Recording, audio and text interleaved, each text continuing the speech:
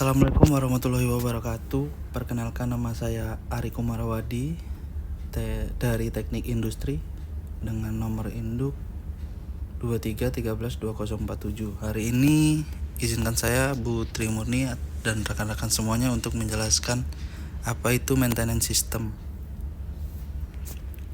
Di era pasar yang kompetitif dan ekonomi yang selalu berubah, ada dorongan kuat bagi perusahaan jasa dan manufaktur untuk menanggapi tuntutan pelanggan serta menghasilkan produk berkualitas tinggi tepat waktu. Perkembangan ini mengedepankan peran pemeliharaan sebagai kegiatan utama pada bidang jasa dan manufaktur. Pendekatan strategis sistem holistik. Pemeliharaan atau maintenance dapat diartikan sebagai serangkaian kegiatan yang dilakukan agar peralatan atau sistem tetap dalam kondisi yang stabil atau dikembalikan sesuai fungsi yang telah dirancang.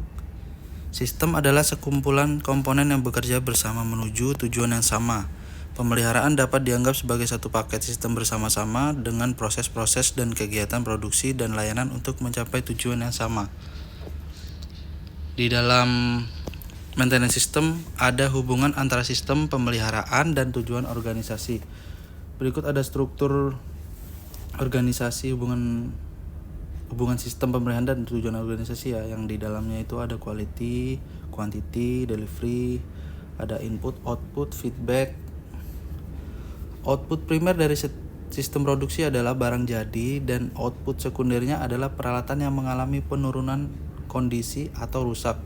Output sekunder ini merupakan input bagi maintenance dalam perannya untuk menjadikan kondisi mesin peralatan yang rusak agar berfungsi normal kembali. Sistem maintenance meminimalisasi downtime mesin dan meningkatkan produktivitas produksi serta kualitas dan ketepatan waktu pengiriman produk.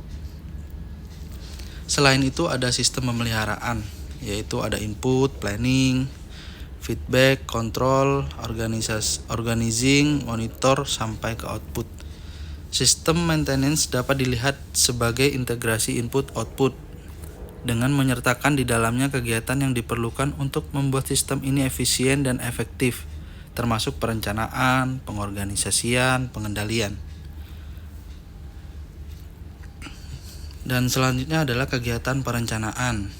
Ini ada struktur buat perencanaan produksi area A, maintenance area A, overload, produksi area B, maintenance for production area B, dan selanjutnya ya.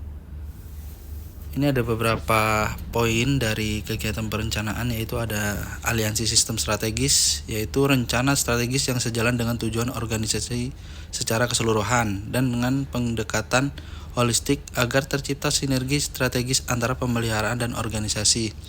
Strategi pemeliharaan.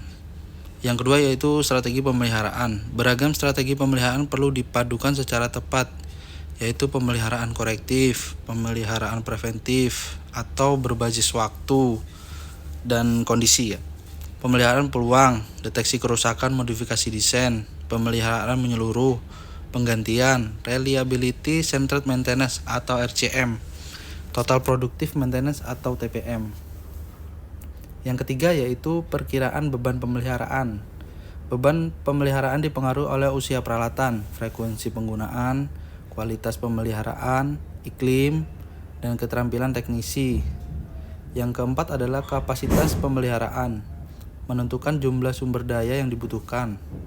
Contohnya seperti tenaga kerja, material, suku cadang, alat untuk memenuhi pekerjaan pemeliharaan, termasuk keterampilan teknisi dan alat yang sesuai. Yang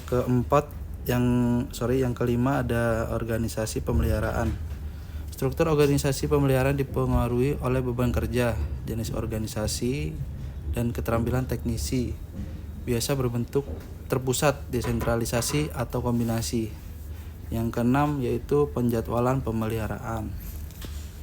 Proses pengalokasian tenaga kerja dan sumber daya untuk menyelesaikan pekerjaan pemeliharaan pada waktu yang telah ditentukan. Untuk slide selanjutnya yaitu kegiatan desain dan pengolahan.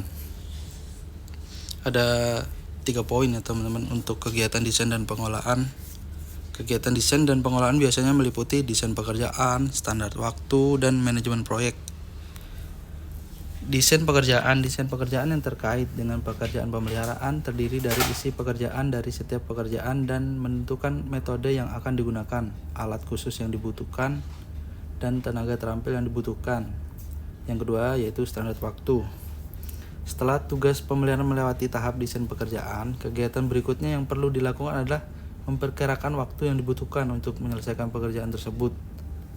Hal ini biasanya dibuat suatu penetapan standar waktu untuk setiap langkah pekerjaan yang direncanakan sehingga akhir tahap ini akan diperoleh estimasi waktu yang dibutuhkan secara keseluruhan. Yang ketiga yaitu manajemen proyek. Perbaikan besar-besaran yang direncanakan dan layanan pemeliharaan preventif dilakukan secara berkala di sebagian besar pabrik skala besar. Selama periode ini seluruh bagian pabrik ditutup. Teman-teman juga pasti pernah melihat ya manajemen proyek ini ketika ada beberapa proyek yang besar, seperti kalau contohnya di Jakarta itu ada MRT ya, jadi semua prosesnya tertutup. Selanjutnya kegiatan pengendalian adalah bagian penting dari manajemen ilmiah. Pengendalian yang diterapkan pada sistem pemeliharaan adalah pengendalian kerja, pengendalian inventory, pengendalian biaya, dan pengendalian kualitas. Pengendalian kerja, sistem perawatan didorong oleh permintaan pekerjaan pemeliharaan. Beban kerja perawatan sangat dipengaruhi oleh strategi pemeliharaan. Pemerintah kerja yang dirancang dengan baik dengan sistem pelaporan yang baik adalah inti dari sistem pemeliharaan. Yang kedua, pengendalian inventory. Itu adalah teknik mempertahankan suku cadang dan bahan pada tingkat yang diinginkan. Sangat penting dipertahankan tingkat suku cadang optimal yang minimalkan biaya penyimpanan barang dalam gudang dan biaya yang muncul jika suku cadang tidak tersedia. Yang ketiga, pengendalian biaya. Kontrol biaya pemeliharaan adalah fungsi dari filosofi perawatan, operasi pola, jenis sistem, prosedur, serta standar yang diadopsi oleh organisasi. Kontrol biaya pemeliharaan mengoptimalkan semua biaya peliharaan dalam rangka mencapai tujuan organisasi yang ditetapkan seperti ketersediaan, tingkat kualitas, efisiensi, dan efektivitas. Yang keempat, ada pengendalian kualitas kontrol. Kualitas kontrol ini dilakukan dengan mengukur atribut produk atau layanan dan membagikannya dengan spesifikasi produk atau layanan masing-masing. Kualitas dapat dinilai sebagai persentase pekerjaan pemeliharaan yang diterima sesuai dengan standar yang diadopsi oleh organisasi. Kualitas tinggi biasanya dijamin dengan memeriksa pekerjaan pemeliharaan yang penting atau dengan pengawasan pemeliharaan. Selanjutnya ada mengelola kualitas dan pelatihan. Mengelola kualitas adalah tanggung jawab pihak manajerial. Biasanya manajer pemeliharaan tidak sepenuhnya sadar akan pentingnya meningkatkan pemeliharaan kualitas produk. Teknisi pemeliharaan yang bekerja di bawah standar kualitas perlu diidentifikasi. Caranya yaitu dengan diberi pekerjaan berulang dan diberi penilaian. Selanjutnya, analisis dapat dilakukan untuk menemukan penyebab pekerjaan yang kurang lancar tersebut.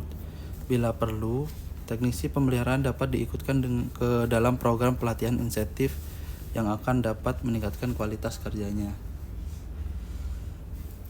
Next, selanjutnya yaitu reliability centered maintenance. Seperti yang dijelaskan tadi itu ya, ada yang apa itu RCM sama apa itu TPM. Kalau RCM adalah strategi tingkat tinggi yang dapat menghasilkan pemeliharaan preventif yang berfokus pada fungsi dari sistem dan peralatan. Prinsip dari metode pemeliharaan ini adalah pada peningkatan keandalan mesin atau peralatan. Metode ini telah diterapkan di beberapa industri yang mencakup nuklir, energi, dan petrokimia. Total Productive Maintenance atau biasa disebut TPM adalah pendekatan untuk mengelola pemeliharaan dengan membawa manajemen kualitas total. TPM bergantung pada peralatan, peran, manajemen, dan pemberdayaan karyawan. Yang ketiga ada pemeliharaan cerdas. Perkembangan teknologi informasi dan komunikasi memberikan kemungkinan pemeliharaan yang efektif dan cerdas.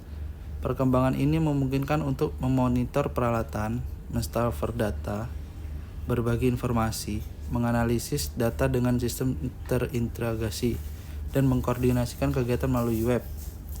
Yang keempat yang gak kalah penting yaitu kebiasaan manusia. Dalam menjalankan fungsi perencanaan, pengorganisasian, dan pengendalian, manajer pemeliharaan perlu memperhatikan bagaimana ketiga fungsi itu dapat mempengaruhi perilaku manusia. Manajer pemeliharaan juga harus mencoba untuk mengetahui bagaimana perilaku bawahan dapat mempengaruhi tindakan manajemen perencanaan, pengelolaan, dan pengendalian.